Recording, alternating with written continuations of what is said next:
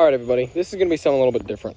Now I'm going to show everybody all of my parts units that may or may not ever get fixed.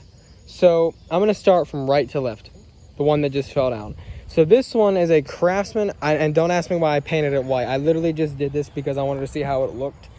This is a Craftsman 27cc weed eater, which is also known as the very first trimmer that I fixed about 2 years ago.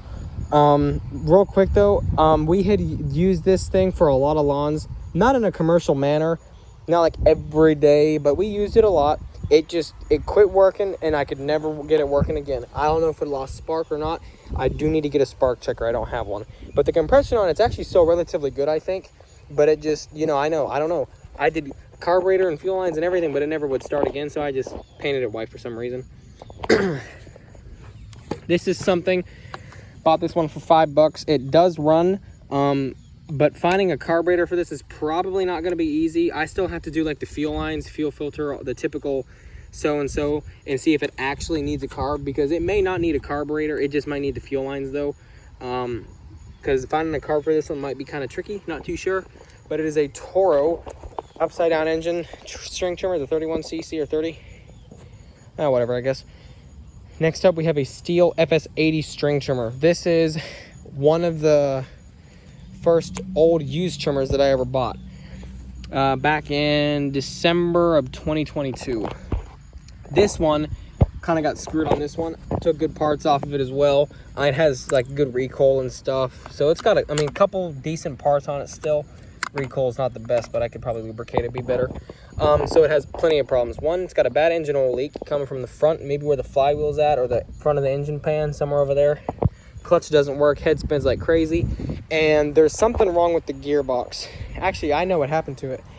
I ended up breaking a screwdriver bit in the head of this gearbox right here, trying to remove the trimmer head, because for some reason the trimmer head likes to stick to these for some weird reason.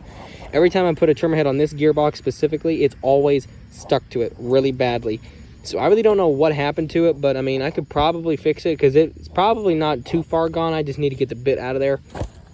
I guess you can't hear it while it's shut off, but anyway, it's probably got a good gearboxing guard off of it. Next up, we have a Husqvarna 322L. Long story short, bought it for $25, put a new carburetor on it, never worked. Has a scored piston. So I took all the good parts off of this one so far. I could probably take the muffler cover off, but yeah, gearbox as well. Husqvarna 224L. Also something that I'll probably never fix. Reason being is because the valve cover has a hole in it. Like, this screw goes down into the valve cover, but that hole is stripped out and it's causing an air leak and an oil leak as well, so can't run right. Craftsman 31cc weed whacker upside down engine. Got a new carb on it. I got to remove that obviously, but problem with this one, the red one, is that after I had put the new carb on it, it never ran right, no matter how hard I adjusted it. And let me tell you something, when you sit here adjusting a carburetor for about 30 minutes, it gets freaking old. It would not run right, could not get it up to full speed, gave up on it. I could still use good parts off of it. Next one, haven't even tried to fix this one up yet. The Craftsman Bushwhacker, kind of similar to this one. Looks a little bit different, but let's see, what's wrong with this one? Oh yeah, look at that. The engine's loose from the flywheel area right here, so it's all loose basically. Yeah, don't know what's wrong with it. It doesn't look too promising, looks pretty scary. That's not gonna go anywhere. Then we have, this one looks kind of nice actually. Cub Cadet CC 4175. We have a 4-cycle right here. Recoil's not catching. It's hardly catching. It kind of catches, but it kind of doesn't. Kind of what it's doing basically. And I actually got this. It came with no shaft. So that's that basically. Don't know if I ever will look into this or try to fix it or whatever. But as I said, it will kind of pull over if you pull on it slow enough. But still, like I said, that's kind of messed up. Hyper Tough handheld leaf blower. I have 2 of these. This is one of them. The other one, I played around with it, and what I did is I actually hydrolocked the engine multiple times to see how much it would take till it would just completely die anyway. This is the other one. They, I think, were both factory duds because neither one of them ran really good from the factory, so they both kind of sucked anyway. This is the one machine out of all of these, other than that Toro over there, that I might fix.